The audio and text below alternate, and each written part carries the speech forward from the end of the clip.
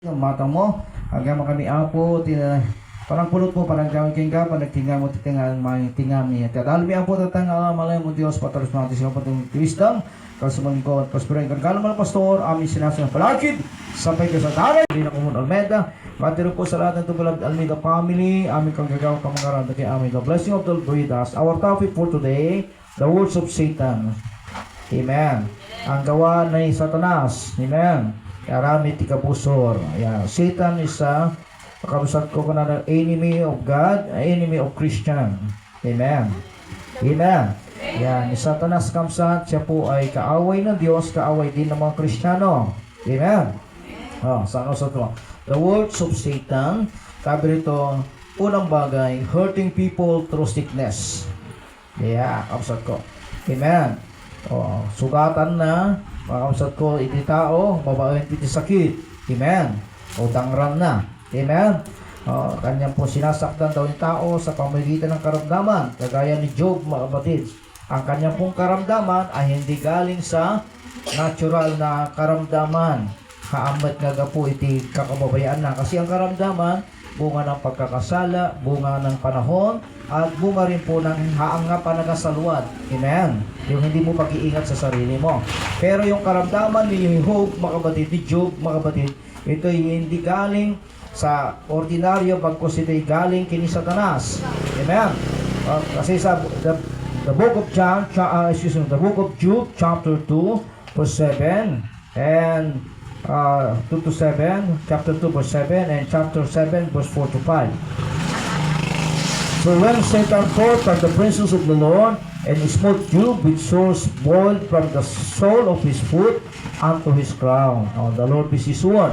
Kita nyo kung saan ko ang karamdaman ni Job, mga kapatid, sabi rito ay galing kay Satanas sapagkat pinasibulan ni Satanas ng bukol. Sabi rito, manipod ijay, talampakan na, hinggana ijay, ay alipuspus na, Ilocano. Amen. Sabi rito, lahat daw po yun ay may bukol na ginawa ni Satanas. Amen. Kaya po Lord, bilang pangkisting kamsat ko, ijay kakayanan, ket panampalataya ni Job. Kaya yung kanyang karamdaman sa book of Job, chapter 7, verse 4 to 5, when I lay down, I say, when shall I arise? And the night began, and I am full of tossing to and fro unto the dawning of the day. Sabi na kausap ko, kausap siya raw po minamahal ay mahiga at kailan babangon at kailan daw kausap ko matatapos ang gabi kapag kasi puspos ng kapalisahan hanggang sa pagbukang liwayway. So naot-ot kausap ko, mahapdi yung kanyang pakiramdam, talagang grabe. Amen. My flesh is clothed with wounds and clothes of dust. My skin is broken and become loathsome. So yung kanyang pong bukol daw, mga kapatid, raw po ay inuuod at the same time nabibitak at bitak. Amen. Amen. At siya po ay namamaga. Sabi niya, ganun yung kalagayan ni Job na kanyang inilarawan. Na yung kanyang karamdaman, sabi nga, ay aramid ni Satanas. Amen. Amen. Sabi nga, para saktan niya ang tao sa pamagitan ng karamdaman. Kaya hurting people through sickness. Pero inabturan ni Job, kaya pagdating ng araw, sa kanyang huling wakas, sabi ito, pinagpalang at isuna ni Apo, pinaimbag ni Apo. Amen. So makikita po natin dito rin sa New Testament, during the time of Jesus Christ, yung babaeng Cuba, sa book of Luke chapter 13, verse 11 to 13, down to 16. Verse 11, 13, verse, sabi rito kung sa 11 to 13. And behold, there was a woman which had a spirit of infirmity 18 years. So, nilarawan ng Biblia, kada iti babae, during the time of Jesus Christ, 18 years, na siya po ay may karamdaman, no? And was bound together and called and no wise lift up himself. So, kuba isuna, kubo. Amen? Nahan ng mayunat jay, bagina, no? 12. And when Jesus saw her, he called her to him and said unto her, Woman, thou art lost from thy infirmities. No, kabusat ko. Sabi ng ating sa Kristo, siya ay tinawag, ikaw na babae ay kalag ka na sa iyong kahirapan, sa iyong karamdaman. And he laid his hand on her, and immediately she was made straight and glorified God. Karakarakabsat na unat, di likod na yung kanyang pagiging kuba at dinaydayaw na ni Apo Diyos. Amen. Pero yung mga tao nga nakakita kanya na nagreklamo da kasi Sabbath day daw, kamsat ko apay taag paimbag isuna. Hindi sila natuwa sa 16, and ought not to wish to this woman, being a daughter of Abraham, whom Satan had bound, lo, this 18 years be loosed from his bound on the Sabbath day. Oh, amen. Dapat daw sana sila matuwa, magalak sila kasi during Sabbath day, panahon ng pagpapahinga, ay pinagaling siya ng dakilang Diyos sapagkat siya anak din ng Abraham, sapagkat siya tinalian ni Satanas ng 18 years. Amen. Amen. Kaya po masupulod. Kaya sabi rito mga kabatid, kaya may mga karamdaman, si Satanas mito te agar aramid. Amen. Amen. Pero in rawan ng Biblia, ang ating dakilang Diyos, siya naman po ay nagpapagaling. Nagpapaimbag ka na tayo nga dati, pamati na. Amen. Kaya sa gawain po natin, napakarami pinaimbag ni Apo through prayer ng ating pagulang natin sa malapinoon. Babaiti, pamati tayo. So makikita po natin, nga kuna na di Acts chapter 10 verse 38, Book of Acts chapter 10 verse 38, how God anointed Jesus of Nazareth with Holy Ghost and with power, who went about doing good and healing all that were oppressed of the devil, for God was with him. Ayan. Kaya tayo nyo kamsat kung ano na dito ay kamsat ni Apo tayo ni Apo Diyos, in-anoint niya si Jesus Christ of Nazareth bilang anak ng Diyos at bilang tao. Sabi rito, siya raw po ay anointed of God, na merong kapangyarihan, aramid din na siya at papaimbagan niya gajay, pinapahirapan ng masamang espiritu. Amen. Sapagkat sabi rito, for God was with him, sapagkat ang Diyos ay sumasa kanya. Amen. Amen. At sa buhay man kamsat ko ni Pablo, naranasan din niya. Sabi rito mga kapatid, sa 2 Corinthians chapter 12, 7-9. Epistle of Paul to 2 Corinthians chapter 12, 7-9. 2 Corinthians. Praise the Lord. Chapter 12. Hallelujah. And lest I should be exalted above measure through the abundance of the revelation, there was given to me a thorn in the flesh, the messenger of Satan, to buffet me, lest I should be exalted above measure. O sabi rito kamsat, meron daw tinik sa laman si Pablo na ginawa ng mga alipin ni Satanas para hindi siya magmalaki. For this thing I besought the Lord thrice, that it might depart from me. Siya raw po ay nanalangin 3 beses nga maikat kumakanya na.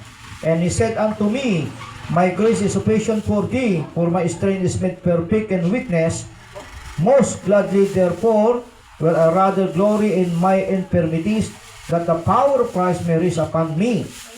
Amen. Sabi rito kamsat ko, pero sinagot siya ng malapinoon, ang biyaya ko'y sapat na sa'yo, sabi ng ating malapinoon. Amen. Kaya po gusto mo. Sa pagkapat, gano'n ang kanyang kalagayan, siya po minamahal ay merong nararamdaman, pero siya po'y naglunwalhati kini Apo para kapangyarihan ng Diyos, ating Mas Kristo ay manatili sa kanya. Ano daw ang kanyang karamdaman? Nakapsot di mata na, malabo. Amen. Amen. Pero pagkamat malabo ang kanyang mata, pero napakaraming himala ang ginagawa ng Diyos, babaen kanya na. Amen. Kasi yung kanyo lamang kakapsat ko, pag naidikit yan sa tao, gumagaling na. Ganon siya ka-anointed. Amen. Amen. Galatians chapter 4, verse 15, makikita natin. Epistle of Paul to Galatians chapter 4, verse 15. Where is then the blessedness of ye speak of? For I bear your record that if I have been possible, you would have plucked out your own eyes and had given them to me. No, mabalbalin ko mata tayo, ikatin nyo, swatin nyo, titin nyo kanya, sabi niya.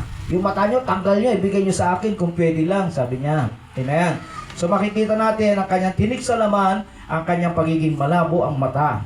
Pero hindi naging hadlang para patuloy siya may kasabati sa ni Apo Diyos. Amen. So the word of Satan, unang-una, hurting people through sickness. Pinapahirapan ng tao, parikata na di tao, babae ti karamdaman. Amen. Kaya may karamdaman galing sa natural kalamidad sa panahon. Amen. Di panahon, no nalamis, natural, guyog ka, panating ka. Amen. And then, kapag hindi ka nag-ingat, and then, kamsat ko na nagbasol ka kini Apo, palagip ni Apo, and pang-apat, iaramid mo ti sa iro. Amen. And secondly, tempting the believers to commit sins. Amen. So, lisugan na ang isang mananampalataya, sabi rito, para sila'y magkasala. Amen. Sa Genesis chapter 3, 1-7, dito ibinigay halimbawa kamsat ni Adan kini Eva. Diba? Sabi ng Diyos kadakwada, buksan natin, the book of Genesis chapter 3, 1-7. Now the serpent was more subtle than any beast of the field which the Lord God had made. And he said unto the woman, Ye hath God said, Ye shall not eat of every tree of the garden. And the woman said unto the serpent, We may eat of the fruit of the trees of the garden, but of the fruit of the tree which is in the midst of the garden, God had said, Ye shall not eat of it, neither shall ye touch it, lest ye die. And the serpent said unto the woman, Ye shall not surely die, for God do know that in the day ye eat thereof, then your eyes shall be open, and ye shall be as gods, knowing good and evil. And when the woman saw that the tree was good for food, and that it was pleasant to the eyes, and a tree to be desired to make one wise, she took of the fruit thereof, and did eat, and gave also unto her husband with her, and he did eat. And the eyes of them both were open, and they know that they were naked, and they sewed fig trees together, and made themselves apron. Yan, sinulusog ni Adan kini Eva, nasulisog da, babayan mo jay ahas, kamsat ko. Amen? So sila po ay nagkasala. So sila po ay inosente. Amen? Pero na sila po ay kumain na ng pagkakilanlan ng mabuti, kung na kayo na pinagkukuha ng pagkakilanlan ng mabuti at masama, nalukatan niya panunot da, niya matada, kamsat ko nakita da awang gayong bado da. Doon sila nagkasala. Amen? Amen? Kaya hindi ko nagpinabasol dan. Apay taglimlimang kayo, kanya po Diyos. Kami, nakita mi nga awang bado mi. Sino nang posible kanya yung nga nakita yung nga dad awang bado yung? Nakakain ba kayo ng punong kahoy na pinagbabawal? Sabi, yung ahas ang nagpakanya mi. Ang sulisog. Amen. Sinasabi ng dakila Diyos, apay ka sinulisog mo yung suda. Kung nakakapsat ko, basta si kamot nga lalaki, apay tanangan ka. Kung nanganak at hindi ka na malibakit ko. Kung pumasok na. Amen? So doon pumasok yung kasalanan. Kaya yung pagiging disobedient, kamsat ko ni Adan at ni Eva, kamsat ko ay aramid ni Satanas. Amen? Amen? Gagaya kamsat ko ni Ananias at ni Sapphira sa book of Acts chapter 5 verse 3. Ano dagi suliso nga dumting katakwada, nangilako na ditagada, nagtungtungan da nga itid di damot intid amin. Amen. Book of Acts chapter 5 verse 3. Sabi rin kong sa, But Peter said, Ananias, why had Satan filled thy heart to lie to the Holy Ghost and to keep back part of the price of the land? Yan, ni Ananias kamsat ko, nagtungtungan da kini Sapphira, nga gilako da ditagada. Ipaglakwan da itid da amin di apostol. Kaso di sumampot di kwarta, di da itid amin, nagibati da.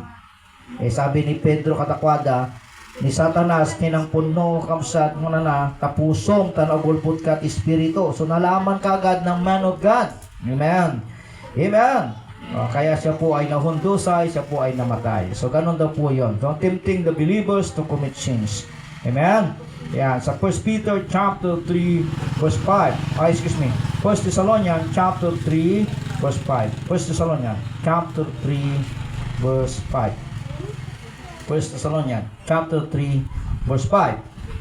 For this cause when I called no longer forbid, I sent to know your faith, lest by some means the tempter have tempted you, and our labor be in vain. Ayan. So, kita nyo ko sa the Lord be susuod ang Diyos magpalas ka ng salita. Sa ni Pablo sa mga Thessalonian, dahil dito na hindi ko na matiis pa, ako'y nagpadala sa inyo para malaman, di pamatiyo, baka na kayo masulisog, di mang susulisog, kita day, nagpanugan mi, ang pinapagaruan ay mabaliwala. Amen. Amen. Kaya daw po pag natukso na daw po at nakagawa ng kasalanan yung tao, isang believers, ng Kristiyano na hindi nagsisi sa kanyang kasalanan, nababaliwala raw yung nagpaguran ng mga ngaral ng Diyos. Amen. Amen. And thirdly, sabi rito, removing the good seed.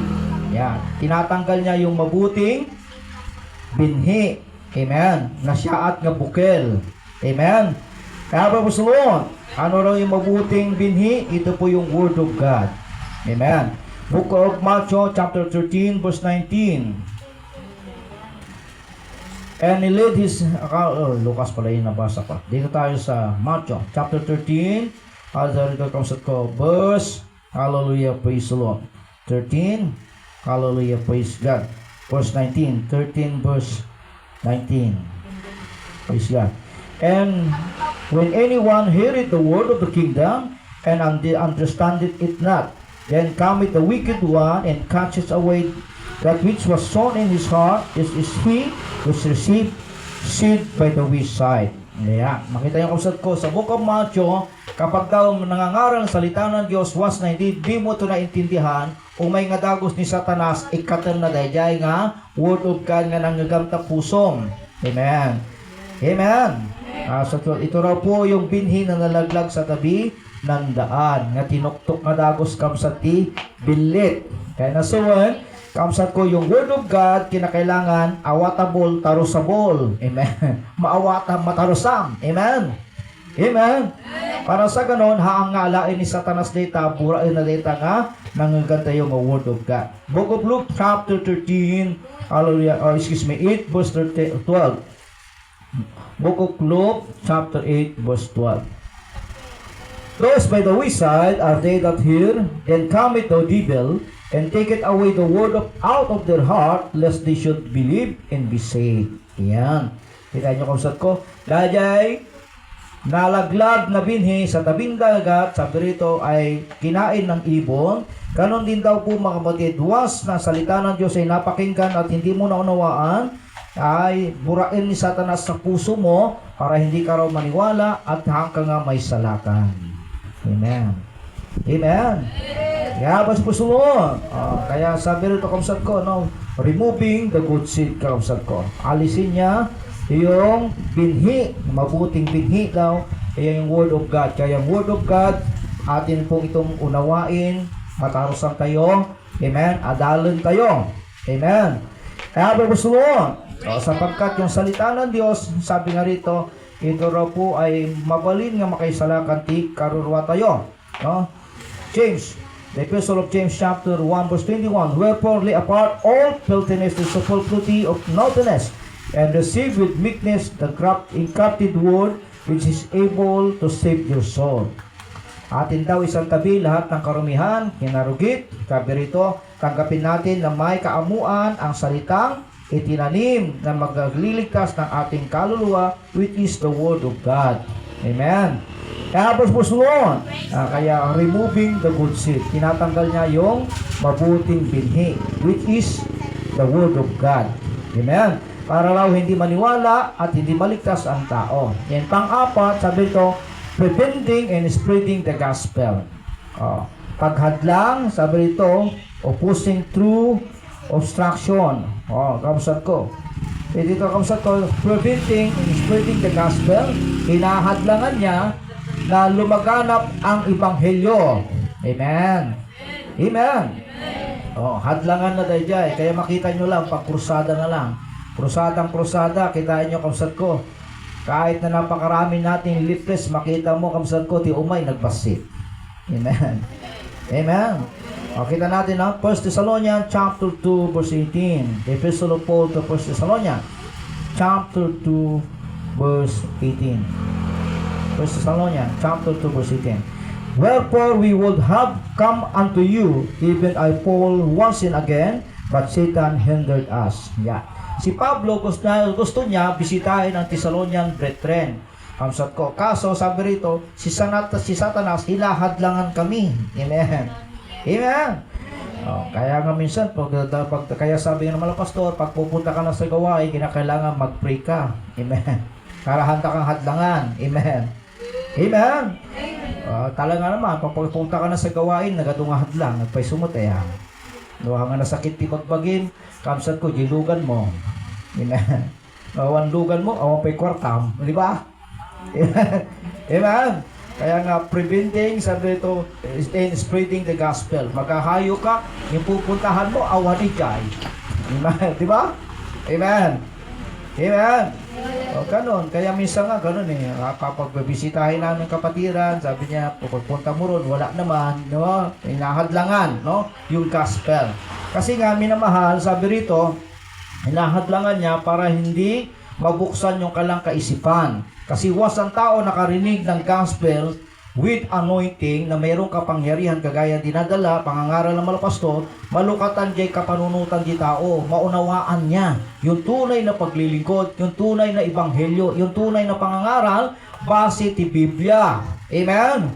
Kaya ba pasunod? O 2 Corinthians chapter 4 verse 3 to 4. The Epistle of Paul to 2 Thessalonians chapter 4, 3 to 4.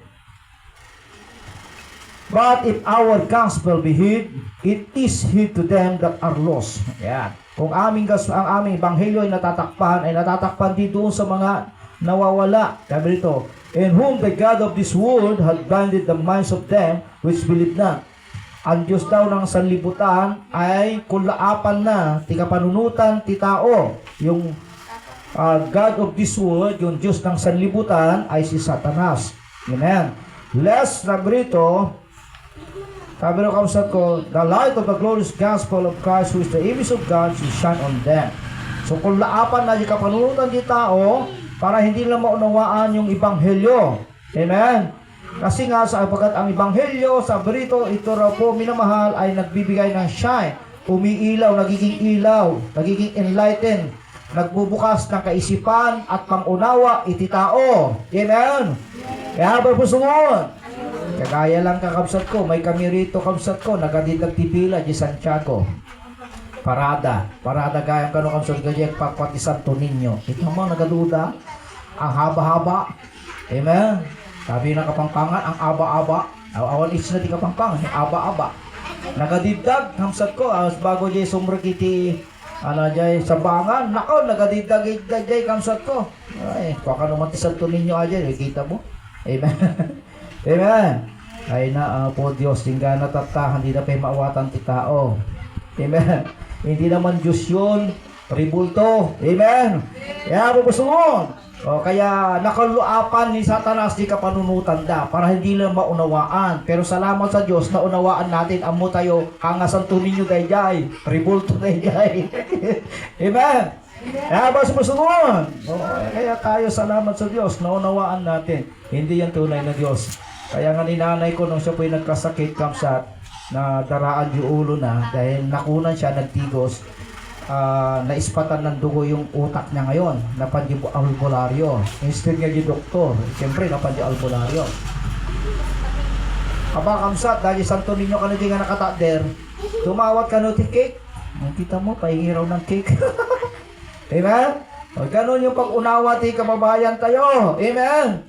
Hindi naman Diyos yun Sabi na si Baby Jesus daw yun. Paano naging Baby Jesus yun? Amen? Amen? O, kaya Santo Niño daw kasi Baby Jesus. Hindi po yun. Kaya nga sabi nga, kamsat ko, preventing and spreading the gospel. Hinahangad lang niya ang paglaganap ng gospel, ng ebanghelyo, para hindi mabuksan ang kaisipan ng tao at hindi na ito maunawaan. Amen. Episo Kapitulo 2:2. The Epistle of Paul to Ephesians chapter 2 verse 2. Wherein time past you walk according to the course of this world, according to the prince of the power of the air, the spirit that now worketh in the children of disobedience. Kaya pala mga kapatid, yung bad spirit daw ay gumagawa doon sa mga pasaway. Amen. Na anak. Amen. Amen. O kaya yan daw prinsipe ng kapangyarihan ng angin. Ito raw po mga kapatid, sabi rito, ay gumagawa siya doon sa mga anak na pasaway. Di anak na nasukir. Sabi rito, kumikilos daw po pala ang bad spirit sa buhay ng isang tao kapag si pasaway, hindi niya alam ang salita ng Diyos. Amen. Amen. Kaya naman ti amin nga kayat na, so ti aramidan na. No? Amen. Kaya't nati ag sigarilyo, kaya't nati ag sugal, tungit, Lucky 941, Mahjong, amen. Amen. Kada kasino ay gawin na. Kasi nga wala sa kanya yung espiritu ng Diyos, bagkus yung bad spirit tumatating sa kanya. Kaya sabi nga ng mga pastor, yung tao na kriminal, kahit yan ay bitayin mo, yung bad spirit, palipat-lipat lang yan. Amen. Amen. Oh, kinakailangan daw ang tao, mayroon siyang espiritu ni Kristo para siya'y magbago. Amen. Amen. So preventing, and lastly, he wanted to worship Him. Nais niya na siya'y sambahin din ng tao. Amen. Kasi mismo ang ating Paso Kristo, tingnan natin, no? Book of Matthew chapter 4 verse 8 to 10. Book of Matthew chapter 4 verse 8 to 10. No? Comes to Hallelujah, praise the Lord. Chapter 4 verse 8 to 10. Book of Matthew. Again, the devil taketh him up into an exceeding high mountain, and showeth him all the kingdom of the world in the glory of them, and said unto him, all these things will I give thee, if thou wilt fall down and worship me. Then said Jesus unto him, get thee hence, Satan, for it is written, thou shalt worship the Lord thy God, and Him only shall thou serve. O, palakpakan tayo ni Apo Diyos. O, he wanted to worship Him. Gusto niya, sambahin siya din ng tao, kagaya ng ating Puso Kristo. Pero tinugmar siya, sinaway siya ng ating malapinoon. Sa Panginoong mong Diyos ka lamang, Satanas, sasamba at sa Kanya ka maglilingkod. Amen. Amen. Bakit? Sapagkat bago siya naging Satanas, siya po si Lucifer, ang talang maningning. Amen. Bright star. More bright in morning star. Amen. Kasi yung bright in morning star ang Jesus Christ. So bright star. Bright star. So morning star. Tingnan mo natin. Isaiah chapter 12 to 15. Malapit na tayo matapos. Book of Isaiah chapter 14. 12 to 14. How thou art fallen from heaven, O Lucifer, son of the morning. Yan. Tala sa umaga pala tawag sa kanya. Amen. How art thou cut down to the ground, which is wicked the nation? For thou hast said in thy heart, I will ascend into heaven. I will exalt my throne above the throne of the stars of God.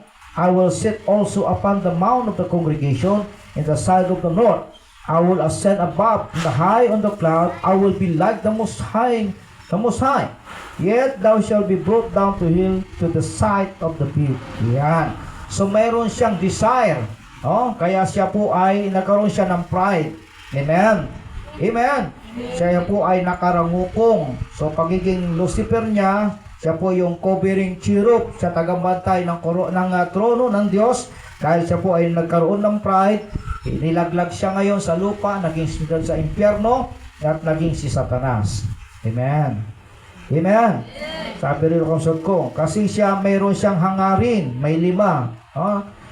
The 5 I will of Satan. Sabi niya, I will ascend into heaven, mapanak to di langit, kangatuan ti langit. I will exalt my throne above the stars of God. Agikabil mo ti sarili ng trono, ejay, ay ti bitun ti Diyos. I will sit also upon the mount of the congregation. Ejay, kamsat ko, sabi rin kamsat ko, pantay ti kong pagimo, kaya't na adamot tugaw na. Amen. I will ascend above the heights of the cloud. Ngato pa'y kamsat mo na ngato isuna, umuri isuna, kadi kangatuan pa'y ti ulap. Sabi rito, I will be like the Most High, kaya't nga agbalin isuna, kaslan ti Diyos. Amen. Amen. Kaya gusto niya siya sambahin din ng tao. Hindi naman pwede. Kasi biblically speaking, Revelation chapter 22 verse 8 to 9, ni Apo Diyos lang isambahin ti tao. Amen. Book of Revelation chapter 22 verse 8 comes to 9. And I, John, saw this thing and heard them. And when I heard in sin, I fell down to worship before the feet of the angel which showed me this thing. Then said he unto me, see thou do it not, for I am thy fellow servant, and of thy brethren the prophets, and of them which keep the saying of this book, worship God. Si John the Beloved, mga kapatid, ipinakita sa kanya dahil masakbayan yung mga bagay na darating sa hinaharap. Imasakbayan nga mapasamak ti lubong, ipinakita sa kanya ng Diyos through revelation, paltiing.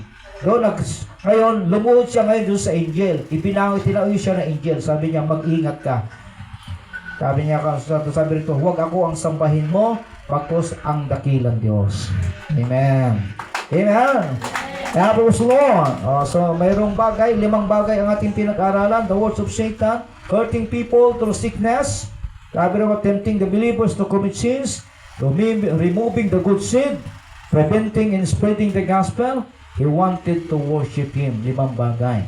Kaya sabi rito, ang ko pagkamat siya'y makapangyarihan, pero surunod tayo di pagayatan ni Apo Diyos, kaya natin siyang sawayin. Amen. Amen. Kaya nga tinuturuan tayo ng ating mga pastor, demonyong karamdaman, lumayas ka sa pangalan ni Jesus. Amen. Amen. O tugnarin tayo. No? Huwag na mo yan siyang ayunan ni Satanas, bagkus tugnarin. The Epistle of James chapter 4 verse 7. Submit yourself therefore to God, resist the devil, and he will flee from you. Ayan. Pasakop tayo sa Diyos, salangsalin natin ang kaaway, ang demonyo, sabi rito, at siya'y lalayo sa inyo. Kaya tinuturuan tayo, huwag tayong mahiya, sumigaw tayo, hallelujah, praise the Lord. O rekonada nga nahilig kayo tilauya, okay lang, kasi iba yung lauya, ipagkain yun, ulam. Amen. Specialty kamsat ko ti Ilocano, lauya. Amen. Pero tayo po yung hallelujah, heavenly language, yung po ay anointed, makapangyarihan. And last verse, Ephesians chapter 2 verse 10. Last verse natin. Ihanda natin awitin, O Jesus ko. Piso, kapitulo 2, talata 10, last verse. For we are His workmanship, created in Christ Jesus unto good work, which God had before ordained that we should walk in them. Tayo raw po ang kanyang gawa, nalalang kay Jesucristo para sa mabuting gawa. Kaya si Satanas, puro dakis si aramid na. Pero ang mga Kristiyano, kagaya ni Kristo, kinakailangan na siya at i-aramid tayo. Amen? Which God had before ordained that we should walk in Him. Na siya daw po natin dapat lagaran. So as a believer, as Christian, na siya at kanajay, na siya at kanajay, surutan tayo yung baging halimbawa ng ating Panginoong Jesucristo. Kaya mawit tayo ng sa kong O Jesus ko, Ilocano. Praise the Lord. Hallelujah.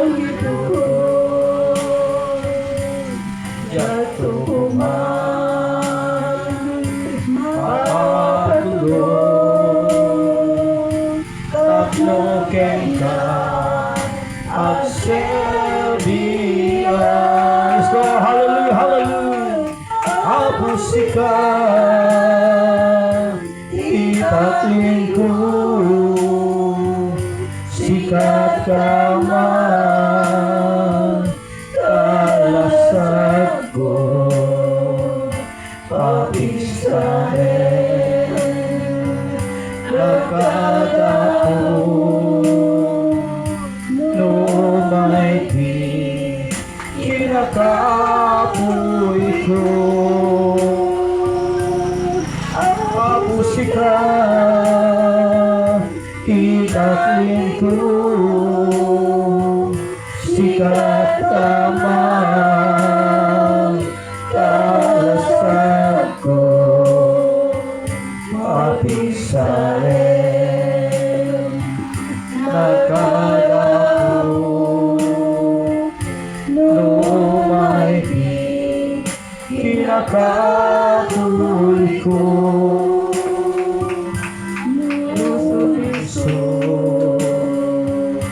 Yes, Lord, hallelujah, hallelujah, glorify thee, O God, hallelujah. Pangito ko, yato human, mapatulog, tapno kay ka, at sebian, hapusikan, itakling ko, sikat kamang, kalasag ko, papisain, nakatapon, lumaiti, kinakamoy ko, lumaiti, kinakamoy ko.